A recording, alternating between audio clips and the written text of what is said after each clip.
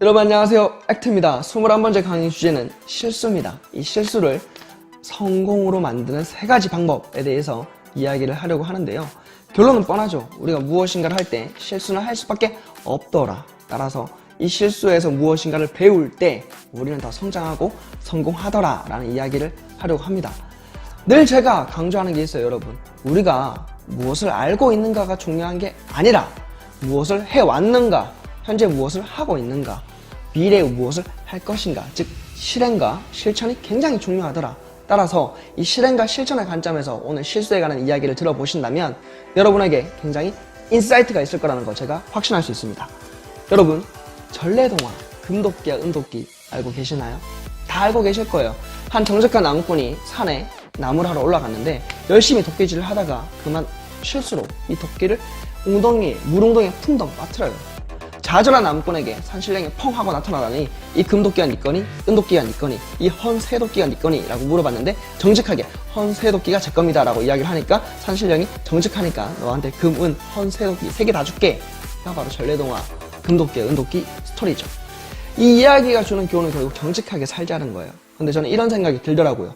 나무꾼이 나무를 하러 산에 올라가지 않았더라면, 그리고 이 도끼를 실수로 물웅덩이에 빠뜨리지 않았더라면 과연 금도끼와 은도끼와 헌쇠도끼를 얻을 수 있었을까라는 생각이 들더라고요.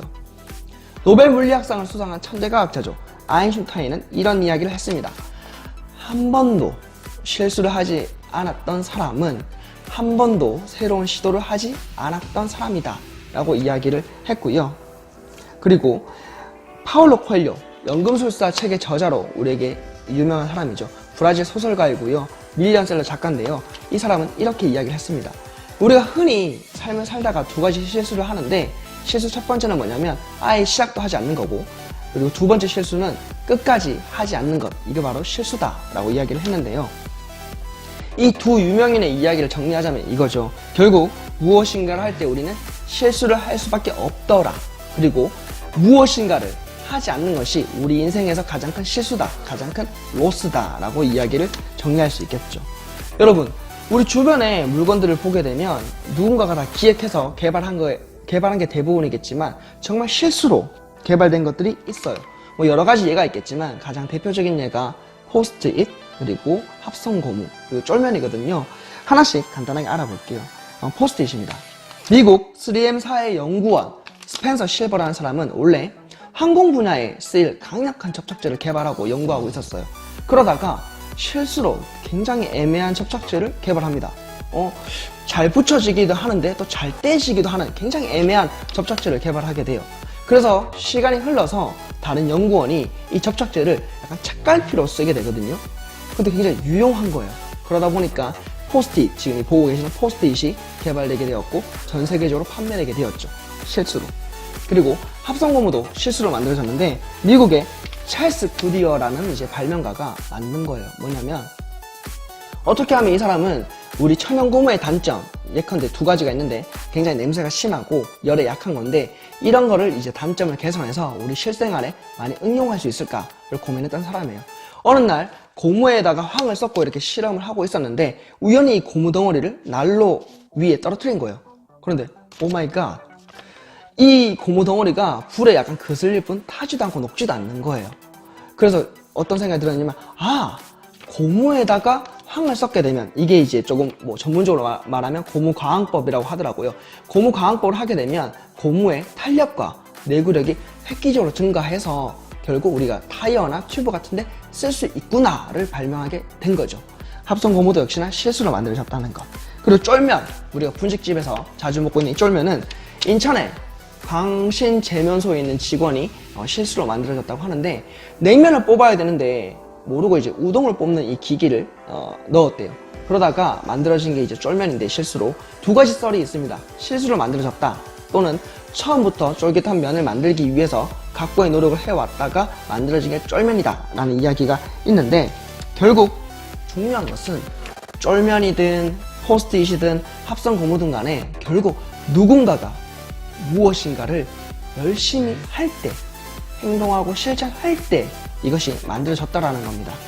저도 회사 생활을 지금 하고 있고 모 컨설팅 팀에서 과장으로 일을 하고 있는데요. 제가 인턴 생활을 할 때 저질렀던 수많은 실수 덕분에 지금 제가 일을 그나마 좀 프로답게 하고 있다는 생각을 하고 있는데요. 제가 했던 여러 가지 실수 중에서 가장 큰 실수가 바로 제안서 납기를 지키지 못했던 거예요. 약간 큰 규모의 교육 제한이 있어서 제안서 쓰는 팀이 만들어지게 되고 인턴인 저에게도 제안서를 써야 되는 어떤 할당된 부분이 주어졌거든요. 그런데 제가 이 일을 좀 더 이제 완성도 있게 하려고 하다 보니까 그만 납기를 놓쳐버렸어요. 그리고 엄청나게 혼났죠. 개쌍욕 먹었습니다. 개쌍욕. 저한테만 피해가는 게 아니고 제안서를 쓰는 모든 사람에게 피해가 하게 되고 결국 이제 제안서 전체 작성 그 시기 일정에 차질이 비껴지게 되었죠. 그래서 제가 어떤 걸 알게 되었냐면 납기일을 영어로 데드라인이라고 하는데 정말 데드라인을 넘기게 되면 데드 죽는구나 라는 사실을 알게 되었어요. 이 제 경험을 통해서 이 실수를 성공으로 만들 수 있는 3가지 방법에 대해서 간단하게 이야기를 해보려고 하는데요. 첫 번째, 내가 왜 이 실수를 하게 되었는가? 저는 제안서를 제 나름대로 되게 열심히 그리고 좀 더 완성도 있게 열심히 하려고 하다가 그만 납기일을 놓치게 되었던 거예요. 그를 통해서 제가 배운 건 뭐냐면 완성도 있게 일을 하는 건 물론 중요하지만 그보다 더 중요한 것이 납기일, 데드라인을 지키는 거구나 라는 사실을 알게 되었어요. 두 번째, 그러면 이 실수를 하지 않으려면 어떻게 해야 하는가?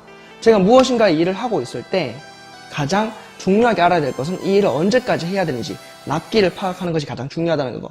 이 첫 번째 알게 되었고, 두 번째 제가 일을 하고 있다가 다른 일이 들어올 수 있잖아요. 그러면 납기일에 이슈가 있을 것 같으면 제 상사나 동료들에게 제가 지금 이런 일을 이렇게 하고 있는데 지금 다른 일이 들어와서 업무 우선순위 조정이 필요하고 납기일 조정이 필요합니다 라고 미리 중간 보고 드리고 미리 중간 공유하는 것이 굉장히 중요하더라, 이 사실을 알게 되었고요.